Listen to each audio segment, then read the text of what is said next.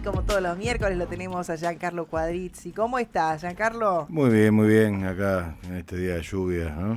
Feíto. Este día, ayer viste que en un momento se volvió todo negro y teníamos en una ventana ese gris y acá atrás estaba despejadísimo. Pero bueno, así estamos, ¿no? Así está el en clima. estos tiempos grises. Grises con su relámpago, con sus cambios de clima, con su esperanza que no logro encontrar. Sí, poniéndole onda acá como el programa, ¿viste? Le buscamos la vuelta. Y tuvimos esta semana un día muy importante, que es el 25N, el día para seguir luchando contra las violencias, ¿no? Las violencias que son infinitas, desde las mínimas hasta la más terrible que termina en los femicidios. Sí, las violencias contra las mujeres, las disidencias. Y en eso de buscarle la esperanza, la vuelta, no sé, a un amigo no le gusta decir esperanza porque dice que pone la cosa muy lejos, ¿no? Las posibilidades de que la vida siga conservando su condición humana, ¿no? Y qué cosas hacen que día a día, a pesar de que en muchos lugares la guerra, la muerte, la desigualdad, la expropiación de los bienes mínimos para poder conservar la dignidad de la vida avanza con mucha fuerza. Hay algo que hace que, a pesar de todo, la vida se sostenga, y eso uno lo ve cuando va a un barrio, y ve que a pesar de que muchas veces el Estado se retira de los lugares en los que tiene que estar para conservar el trabajo de las personas, o si no conservó el trabajo para que puedan comer, o etcétera, para que puedan ir a la escuela. Vemos que ahí, en esos lugares donde se va desarmando la cuestión, hay personas que están construyendo día a día, que están confiando, que están haciendo cosas, sin preguntarse muy bien a dónde va a acumularse ese poder que generan, ese poder que muchas veces parece mínimo porque es el que le permite a alguien comer, o a un niño sentarse en un lugar más o menos tranquilo para intentar hacer la tarea si en su entorno doméstico no pasa, o ayudando a otras personas que están en alguna situación. Y cuando uno observa esto, no sé si habrán tenido la oportunidad, se da cuenta que ahí las personas que están haciendo esto son mujeres. Que a veces son varones, e incluso esos varones actúan como mujeres, no por el amaneramiento o esas cuestiones de expresión de género que uno suele ver, sino por algunas cuestiones que tienen que ver con poner al otro en un lugar de dignidad y no preguntarle qué le pasa antes de darle de comer, ¿no? Sino darle de comer en todo caso y después preguntarle qué le pasa, ¿no? Y eso nos hace pensar con unas amigas, colegas, doctoras cubanas con las que suelo hacer algún trabajo, pensar algunas cosas. Estamos pensando en el poder de las mujeres, ¿no? En qué distingue el poder de las mujeres del poder de los varones, por decirlo así, si es que podemos decir que hay algo así, ¿no? Nosotros estamos convencidos de que sí. Esa imagen que acabo de dar, ¿no? De ir a cualquier barrio, a cualquier comunidad y ver quién está ahí manteniendo la trama de la vida con la paciencia y la tenacidad de una hormiga, pero también con la organización, con la conciencia de ser parte de una comunidad y con la conciencia de que nadie puede quedar fuera de esa comunidad. En su mayoría son mujeres y entendemos que ahí hay algo que es específico, ¿no? Del poder de las mujeres. Y que en épocas como estas, en las que vemos una retirada de los poderes del gobierno, del Estado, de estas funciones que son inherentes a la garantía de derechos, este poder de las mujeres es aún más fuerte, ¿no? Entonces, bueno, eso, quería compartir un poquitito esta idea. ¿Por qué madres de Plaza de Mayo, abuelas de Plaza de Mayo, madres del dolor, madres que sacan a los chicos de la droga, las mujeres que, es cierto, por mi barrio cuando voy a la noche, uno se olvida de eso, 8 de la noche bajan de camionetas, son todas mujeres que le dan de comer a los de situación de calle. Y en general de cada 3 son 2 mujeres y un hombre. Pero las chicas se sientan ahí y se ponen a comer con los indigentes. Bueno, ¿y cuál es la conclusión? ¿O cuál es algún atisbo de idea de por qué todo eso viene de la mujer y no viene del hombre? Bueno, hay muchas, digo, mientras lo decías pensaba encarar por otro lado, pero mientras lo decías recordaba una presentación de un libro que hicimos hace un tiempito con algunas colegas, colegas psicólogas, ¿no? Y pensábamos cómo impacta fuertemente en la subjetividad humana el hecho de tener en brazos a un niño, completamente un niño, una niña, un bebé, una criatura, un cachorro berreante y esperanzado, como le gustaba decir a Castoriadis, en brazos, ¿no? Una persona que es absolutamente dependiente, una persona a la que hay que interpretar, a la que hay que alojar y a la que hay que ir cuidando de un modo absolutamente altruista, ¿no? Porque el niño no va a colaborar en cambiarse los pañales hasta que deje de usarlos, más o menos, y luego no van a colaborar en ordenar la casa hasta que sean adultos. Bueno, eso puede cambiar, me acordé de un adolescente por ahí. Pero digo, ese vínculo primordial que por cuestiones biológicas es de la mujer en principio, y por cuestiones sociales continúa siendo de la mujer. Digo esto porque tranquilamente podría ser distinto y podría haber una crianza compartida y los varones podríamos tener la experiencia de esos vínculos constitutivos, específicos, le gustaba decir a Freud, en la medida en que creaban a la especie humana, ¿no? Y que si eso no se daba, el cachorro berreante y esperanzado no iba a lograr concretar su esperanza de ser un humano, porque si a un niño no lo cría un humano, no logra humanizarse. Quiero decir, hemos tenido bastantes experiencias donde un niño criado por lobos se parece más a un lobo que a un niño, ¿no? Esto que mira Jorge con cara de, bueno, está bastante documentado de humanos, ¿no? Que han sido criados por otras especies y cómo ahí se mantiene la vida, pero esa vida no logra tener las dimensiones que tiene la vida humana, porque el que lo cuidó era otra especie, ¿no? Lobo como en el salvaje de Aveirón.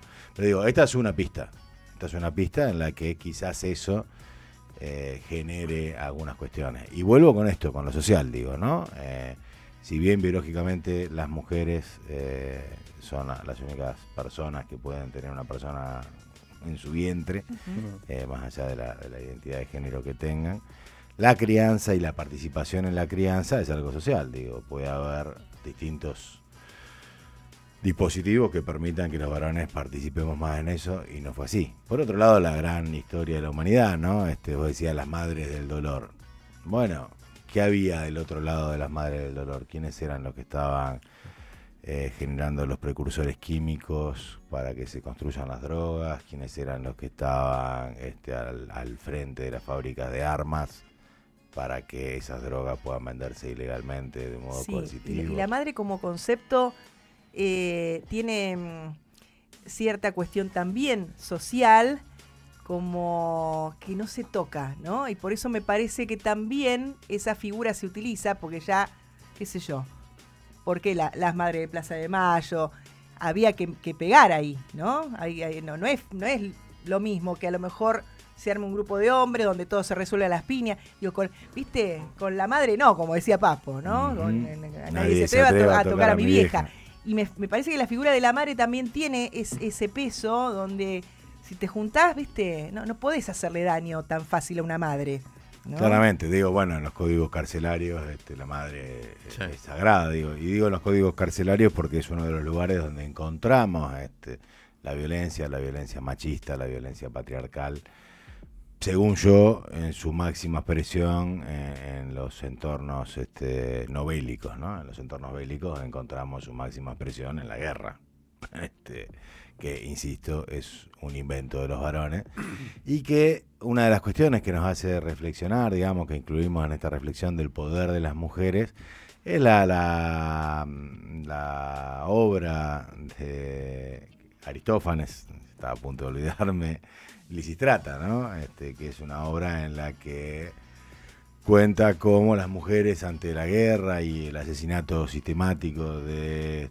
un pueblo contra otro pueblo se organizan, se ponen de acuerdo y dicen... Cortan todo sexo. Exactamente, hacen una huelga sexual hasta que los varones deciden cortar la guerra, que ya lo hemos conversado una vez acá, se ha replicado esa experiencia hace no tanto tiempo en Liberia, ¿no?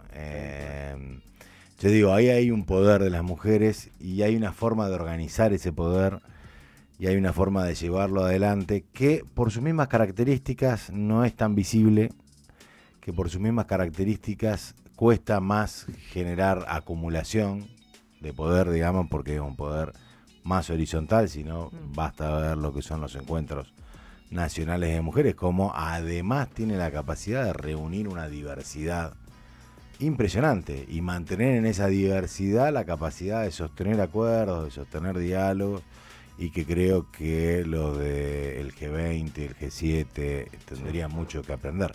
Ahora, cuando las mujeres participan en el G20 y en el G7 es muy difícil que participen como mujeres. Quiero decir, que puedan participar aportando la lógica propia de la construcción del poder, que es esta, ¿no? La que decíamos, que permite poner en un primer lugar la vida y no el poder, por ejemplo, que permite poner en un primer lugar la negociación y no la coerción, ¿no? Que permite poner en un primer lugar la empatía y no la asertividad. Y cuando digo en un primer lugar, digo, bueno, ok, no es solo empatía, ¿no? La empatía es un primer paso, luego la asertividad tiene que estar, uno tiene que poder decir cuáles son las necesidades propias, ¿no?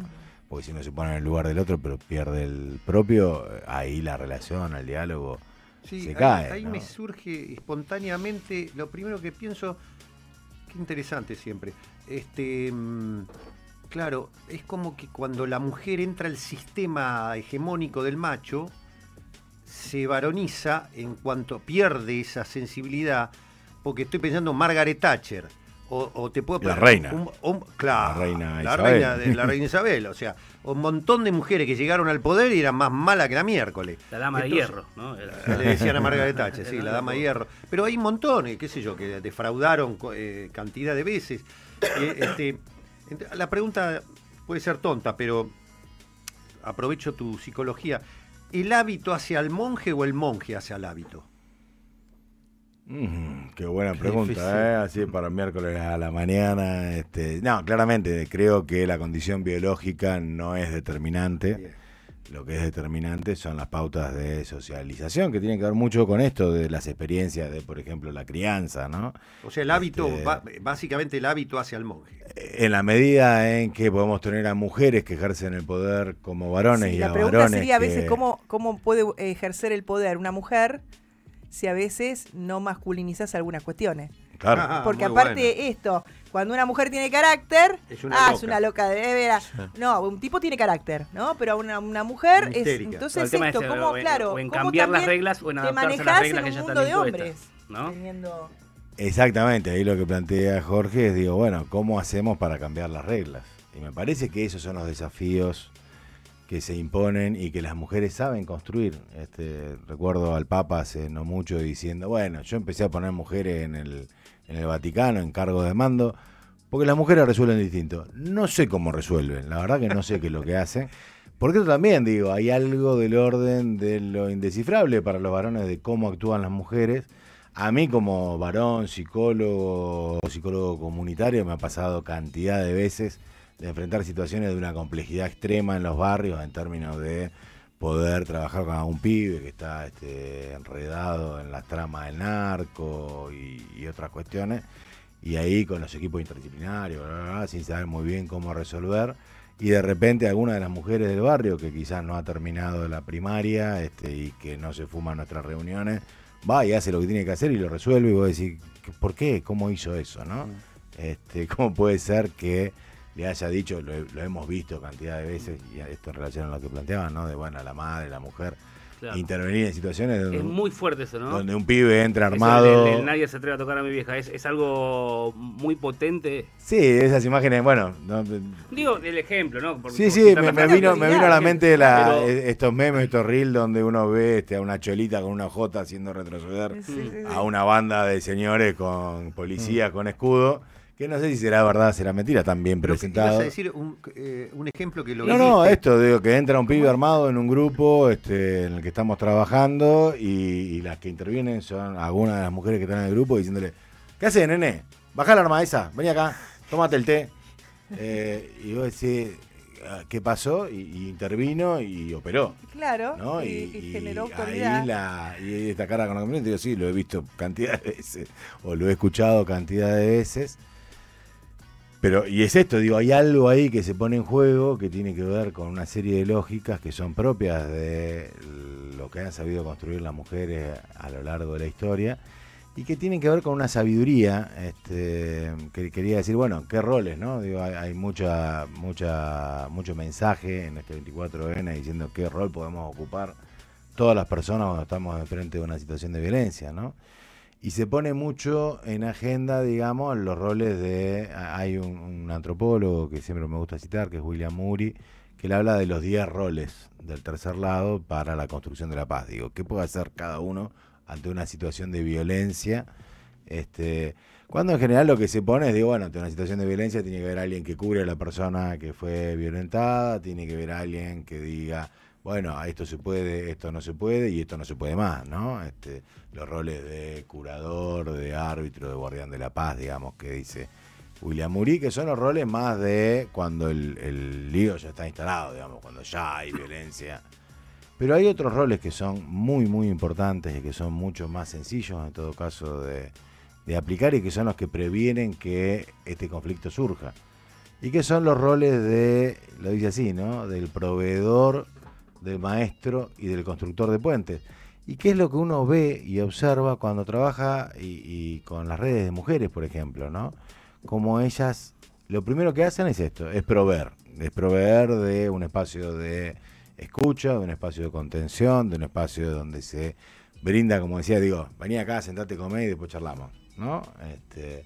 Y luego un rol de maestras, donde pueden ser maestras, pero no desde este rol que tenemos acostumbrado, que nos tiene acostumbrado la academia y que muchas veces el feminismo, según mi gusto, ejecutó de un modo un poco burdo, en el sentido de decir, bueno, la violencia es la violencia física, psicológica, biológica, la violencia de género, entonces vos no tenés que lavar los platos y pasan unas recetas que aprendieron en el libro.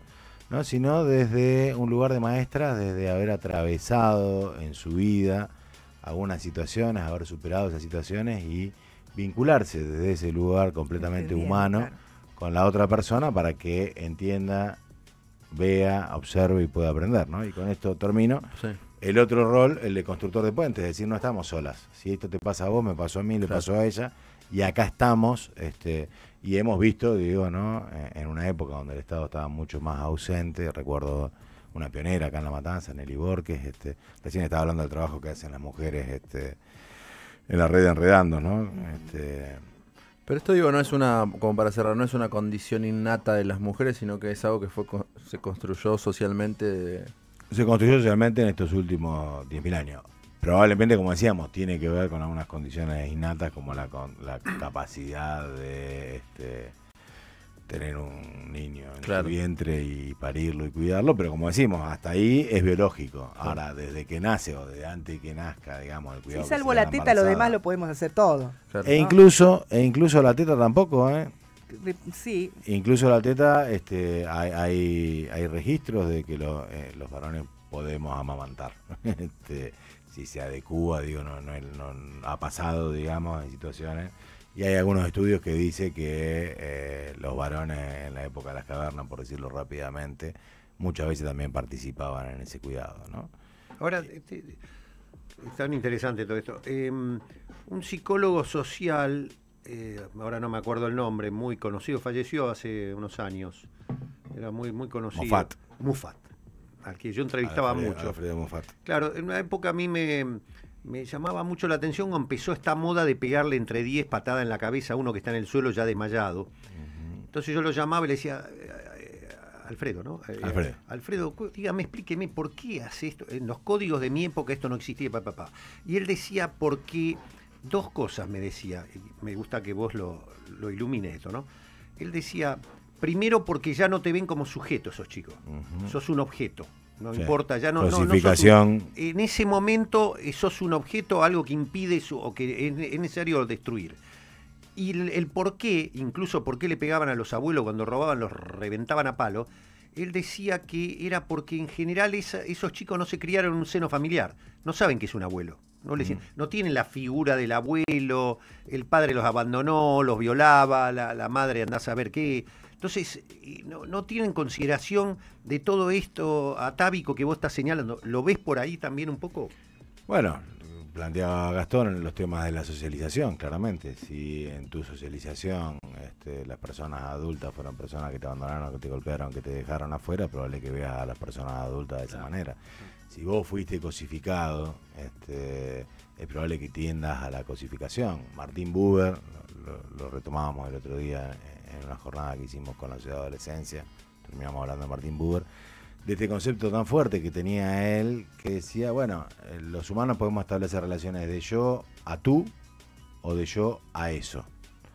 Las relaciones de yo a tú son estas relaciones donde el otro es un humano y hay un ida y vuelta de humanos, ¿no? Y aplica esto que decía Levinas del rostro del otro, implica para mí una responsabilidad irrecusable, ¿no? Tengo que, si el otro necesita darle de comer, por ejemplo. A las relaciones de yo a eso, donde el otro es un mero objeto para que yo pueda lograr mis fines, ¿no?